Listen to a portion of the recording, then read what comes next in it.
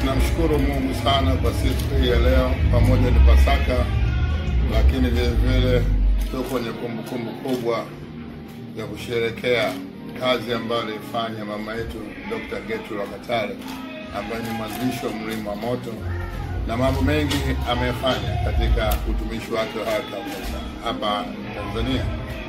Na kitu kikubwa ni kwamba huduma yake, nikizungumza kwenye upande wa mambo ya rohoni, alileta changamoto kubwa kwa watumishi wengi katika jiji hili la Dar es Salaam na Tanzania na Afrika kwa ujumla. Kumuona kwamba ni mwanamke wa kwanza ambaye aliyesimama na akaweza kutoa changamoto kwa watumishi ambao wanaozunguka, ikabidi hata wale watumishi waliolala kimya nao waweze kuamka vile vile. Kwa maana ni mama wa kwanza ambaye Mungu alimpa huduma moja kubwa sana, alimpa huduma na akaweza kusanya watu wengi sana katika East Africa and Central Africa, kiasi kwamba katika kazi zake alizofanya, changamoto aliyoifanya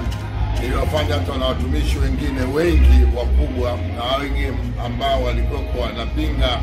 hawakubaliana na mwanamke kusimama madhabahuni, ilibidi walainika na kulegea na kujipanga upya. Yaani kifupi ni kwamba huyu ni mama ambaye alileta uamsho mkubwa sana katika nchi yetu ya Tanzania na nchi jirani zinazozunguka, na watu wakaweza kuelewa kwamba mwanamke anaweza na